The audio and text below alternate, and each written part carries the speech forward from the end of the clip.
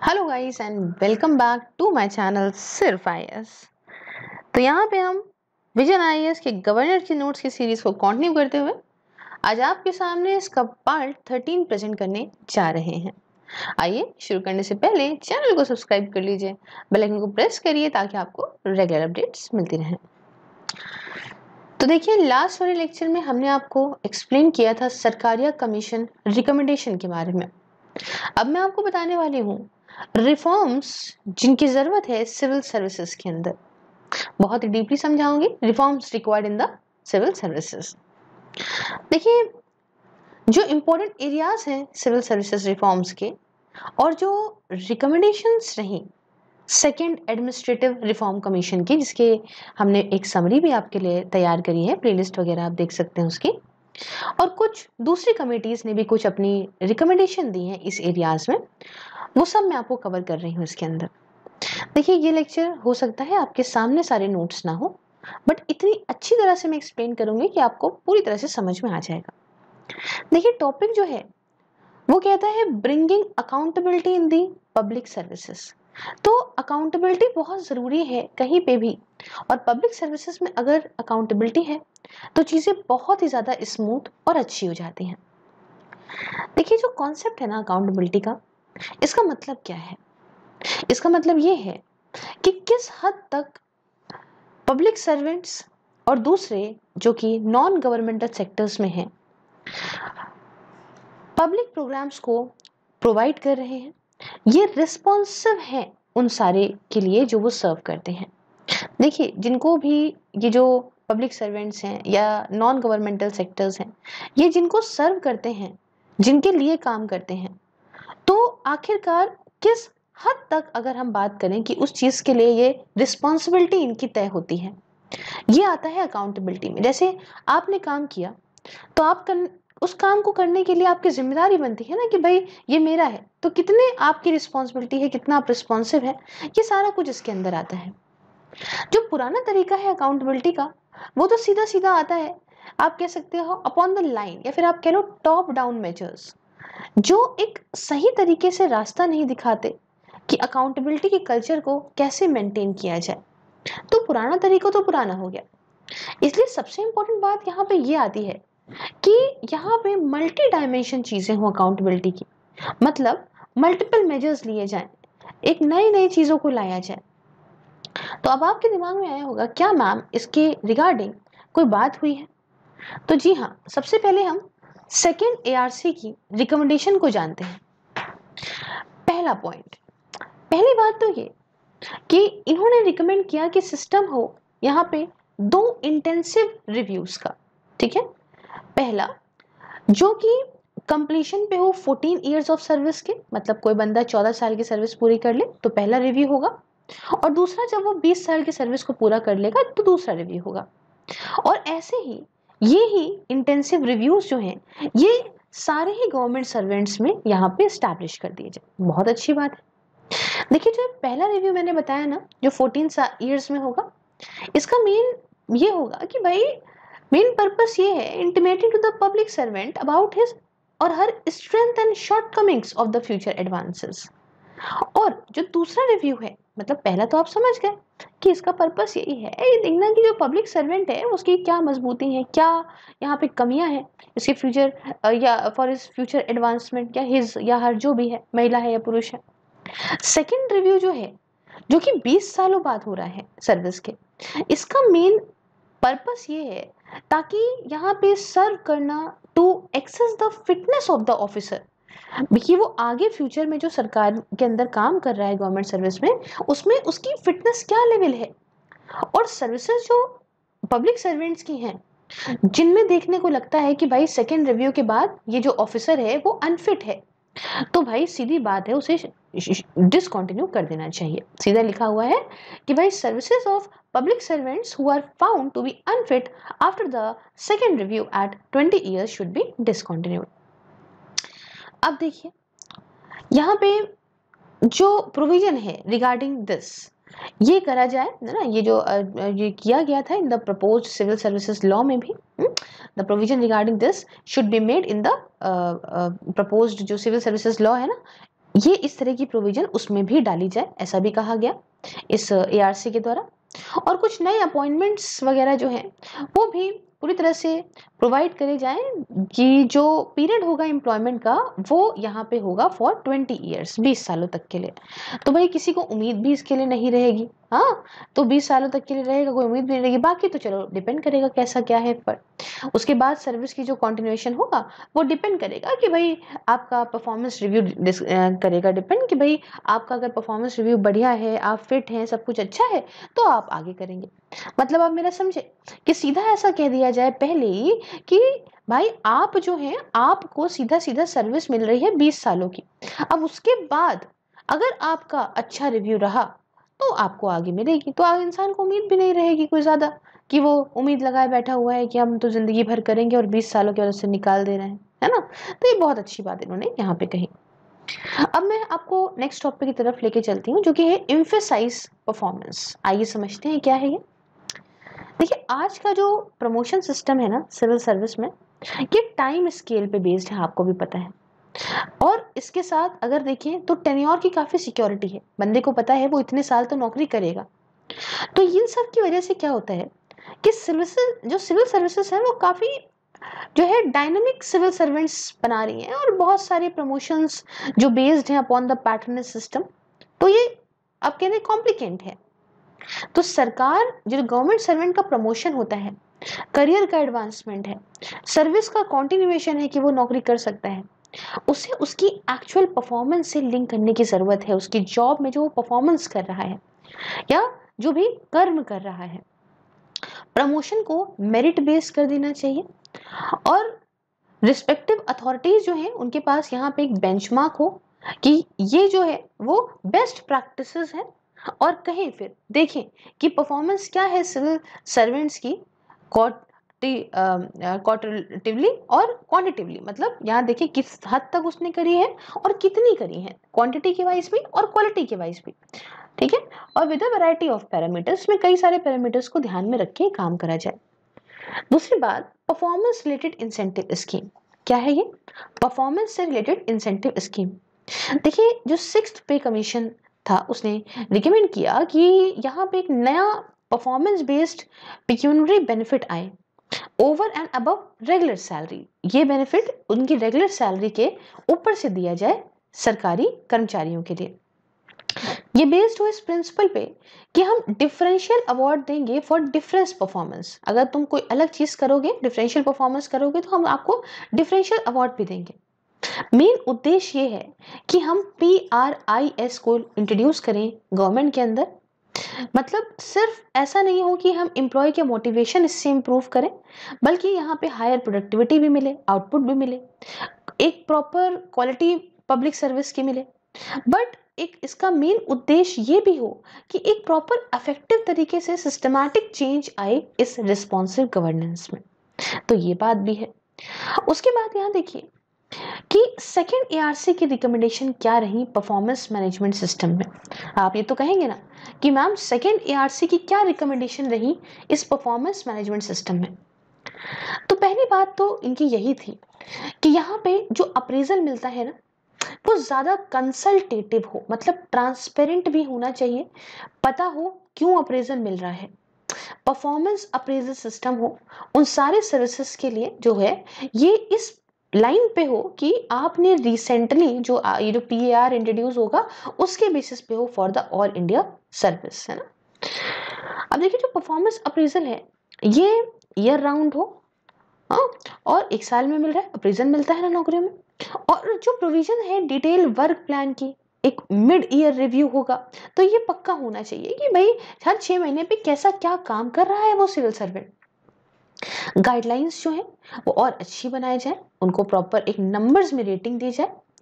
और सरकार भी ना एक स्कोप ऐसा अपना एक्सपैंड करे प्रेजेंट परफॉर्मेंस अप्रेजल सिस्टम का अपने खुद के एम्प्लॉयज की, ताकि प्रॉपर तरीके से चीजें और अच्छी तरीके से हो सके, ताकि कॉम्प्रिहेंसिव परफॉर्मेंस मैनेजमेंट सिस्टम हो सके।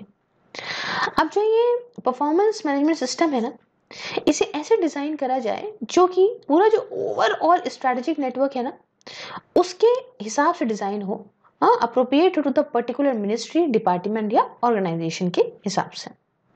तो ये तो हो गई, हमने एम्फेसाइज परफॉर्मेंस की बात करी और सबकी जो है वो रिकमेंडेशन की बात करी। फिर बात आती है कंपटीशन एंड स्पेशलिस्ट नॉलेज की फॉर सीनियर लेवल अपॉइंटमेंट। तो अगर सीनियर लेवल के अपॉइंटमेंट करने हैं तो बहुत जरूरी है कि कंपटीशन और एक स्पेशलिस्ट नॉलेज हो सीनियर लेवल अपॉइंटमेंट्स में। देखिए, जो यहाँ पे मेन काम है ना पॉलिसी को बनाने का सरकार के अंदर, ये बहुत कॉम्प्लेक्स होता है, हम और आप जानते हैं, और इसके लिए जरूरत होती है कि कोई एक स्पेशलिस्ट नॉलेज हो।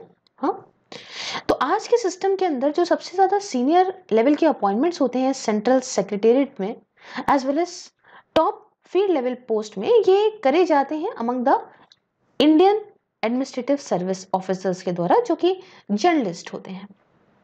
तो जो फर्स्ट एडमिनिस्ट्रेटिव रिफॉर्म कमीशन थी ना, बहुत पहले की बात है, 1969 में, इन्होंने कहा था कि जरूरत है कि यहाँ पे स्पेशलाइजेशन हो सिविल सर्वेंट्स के द्वारा एज अ प्री क्वालिफिकेशन। ये मेन तो स्पेशलाइजेशन उनका जरूरी है ताकि वो सीनियर लेवल जब पोस्ट होल्ड करें तो वो स्पेशलाइज हो किसी फील्ड में। इन्होंने ये भी सजेस्ट किया था कि सारे जो सर्विसेज हैं उनके पास एक अपॉर्चुनिटी हो कि मिडिल और सीनियर लेवल पे एंटर कर सके, इस मैनेजमेंट लेवल पे सेंट्रल सेक्रेटेरिएट के, और सिलेक्शन जो है वो किया जाए यहाँ पे होल्ड करके मिड करियर कॉम्पिटिटिव एग्जाम के को भी, जिसमें इंटरव्यू भी होगा और ये कंडक्ट करेगी यूपीएससी। तो सुरेंद्र नाथ कमेटी जो 2003 में बनाई गई थी दोस्तों, और होटा कमेटी जो 2004 में बनाई गई थी, इन्होंने भी एम्फेसाइज किया था डोमेन नॉलेज पे और मेरिट पे कि ये बेसिस होने चाहिए अपॉइंटमेंट के to the post of joint secretary and या उसके ऊपर की पोस्ट के लिए। तो आप कहेंगे क्या मैम सेकेंड एआरसी ने भी इसको लेके कोई बात कही थी? जी हाँ, सेकेंड एआरसी ने यहाँ पे 12 डोमेन्स को आइडेंटिफाई किया था, जिसमें इन्होंने कहा कि ऑफिसर्स जो हैं वो स्पेशलाइज हो, जैसे जनरल एडमिनिस्ट्रेशन की हो गई आपकी, दूसरी हो गई अर्बन डेवलपमेंट की, फिर है सिक्योरिटी, रूरल डेवलपमेंट वगैरह वगैरह, ऐसे बहुत सारी हैं।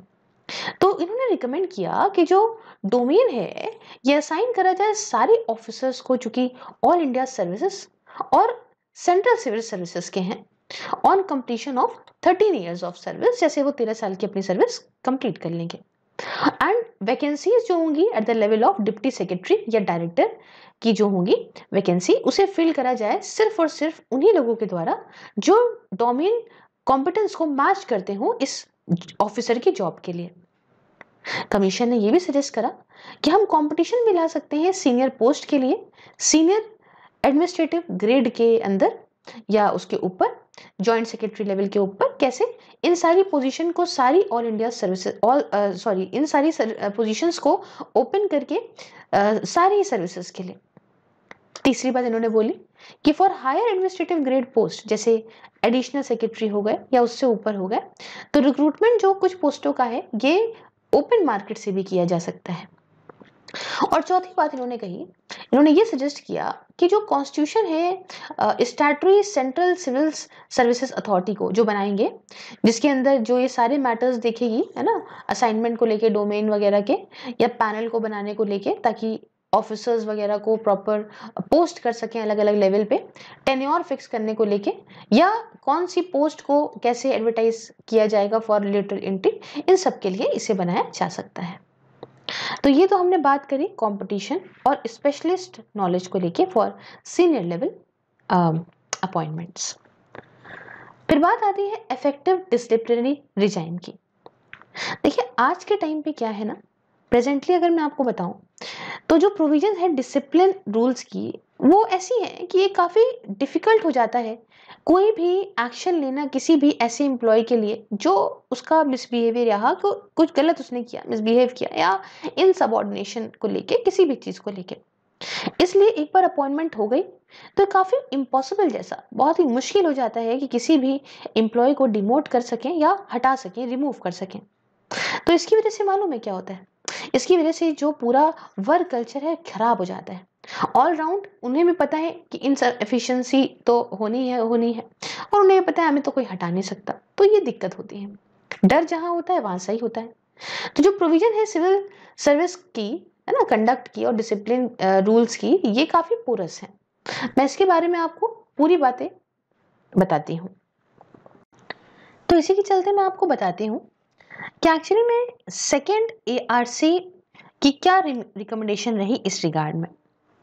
देखिए, पहली बात तो ये कि सेकेंड ARC ने ये ऑब्जर्व किया कि जो इतना ज़्यादा इन ऑफिसर्स को लीगल प्रोटेक्शन दिया जाता है, इससे क्या हो रहा है कि बहुत ज़्यादा ये अपनी जॉब को बहुत सिक्योर समझ रहे हैं। इन्हें पता है कि मैं कुछ भी खराब कर दूं, कोई पेनल्टी नहीं लगेगी। तो इन्होंने देखा कि जो अभी प्रपोज्ड सिविल सर्विसेज लॉ है, उसमें एटलीस्ट ये चीज हो कि यहाँ पे स्टैट्यूटरी मिनिमम स्टैट्यूटरी डिसिप्लिनरी और डिसमसल का प्रोसीजर हो, जिसकी जरूरत होती है अगर आपको नेचुरल जस्टिस का क्राइटेरिया यहाँ पे सेटिस्फाई करना है। तो ये प्रॉपर हो ताकि डिटेल्स वगैरह हो और ये सब फॉलो करा जाए टू द रिस्पेक्टिव जो गवर्नमेंट डिपार्टमेंट्स हैं। तीसरी बात इन्होंने कही कि आज की जो ओरल इंक्वायरी का प्रोसेस है, इसे कन्वर्ट करा जाए डिसिप्लिनरी मीटिंग या इंटरव्यू के तौर पे, जिसे किया जाएगा किसी सुपीरियर ऑफिसर के द्वारा इन अ समरी मैनर। इसमें कोई फंसाने फुसने वाला कोई प्रोसीजर कोल्ड ट्रायल से ना लिया जाए, वरना उसमें बहुत ही ज्यादा डिले होती हैं जी से।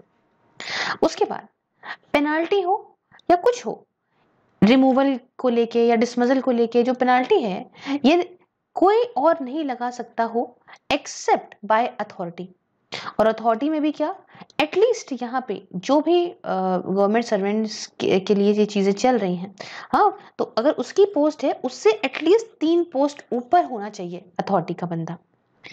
अब 2 स्टेज कंसल्टेशन जो है with the CVC, in cases, ऐसे केसेस में 2 स्टेज कंसल्टेशन हो CVC के साथ में, जिसमें एक विजिलेंस एंगल देखने को मिलता है, ये इस टाइम पे 2 स्टेज कंसल्टेशन की जाए। एंड सिर्फ जो सेकेंड स्टेज की एडवाइस होगी जब कंप्लीट होगी, है ना, यही मान होगी, after completion of a disciplinary process should be obtained. मतलब समझे, डिसिप्लिनरी प्रोसेस पूरा होगा, उसके बाद सेकेंड एडवाइस यहाँ पे करी जाएगी, सेकेंड स्टेज जो है उसकी तरफ आया जाएगा। और लास्ट में इन्होंने कहा कि जो कंसल्टेशन है UPSC के साथ में, ये मैंडेटरी हो, हाँ, जरूरी होगा सिर्फ उन्हीं केसेस में, हाँ, only in cases leading to the proposed dismissal of government servant, तभी आप UPSC के साथ में कंसल्ट करोगे, तभी मैंडेटरी होगा। एंड बाकी सारे जो भी डिसिप्लिनरी केसेस होंगे, ये सब एग्जेम्प्ट होंगे UPSC के परव्यू से, इसलिए UPSC का रोल भी यहाँ पे इन्होंने लिमिटेड किया। तो ये तो बताया सेकेंड ARC की रिकमेंडेशन ने। अब हम टॉपिक जो पढ़ेंगे वो कहता है कि भाई ट्रांसफॉर्मिंग वर्क कल्चर। अब इसका मतलब क्या है थोड़ा समझते हैं। ट्रांसफॉर्मिंग वर्क कल्चर, देखिए सबसे ज्यादा जो गवर्नमेंट डिपार्टमेंट है ना, वो सफर इसलिए करते हैं क्योंकि वहां का वर्क कल्चर बहुत खराब होता है। उसकी वजह से जो प्रोडक्टिविटी होती है वो भी कम हो जाती है। तो एक अच्छी कॉस्ट एफिशिएंट सर्विसेज को यहाँ पे प्रोवाइड कराने के लिए कुछ मेजर्स का लेना बहुत जरूरी है।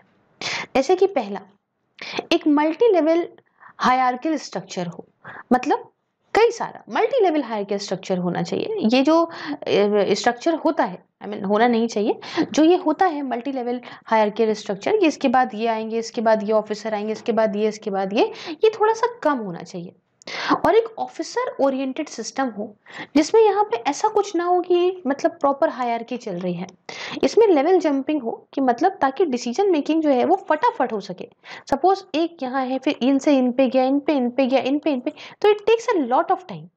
इससे अच्छा कि अगर ये डायरेक्टली इनसे या इनसे बात कर सकते हो तो बहुत अच्छा हो जाएगा, टाइम भी कम लगेगा। दूसरी बात कि गवर्नमेंट ऑफिसेस जो है इन्हें मॉडर्नाइज करना चाहिए इस प्रोविजन के साथ में कंप्यूटर की और दूसरे गैजेट्स की और कंड्यूसिव वर्क एनवायरनमेंट की, ये प्रॉपर इस तरह से क्रिएट करें, क्योंकि आज की डिमांड है इन चीज़ों की। ऑफिसर्स को मोटिवेट करने की ज़रूरत है, इम्पार्ट करने की ज़रूरत है। कैसे मोटिवेट कैसे करोगे? आप ज़्यादा से ज़्यादा रिस्पॉन्सिबिलिटी दो और डिसीजन मेकिंग अथॉरिटी उनके हाथ में दो।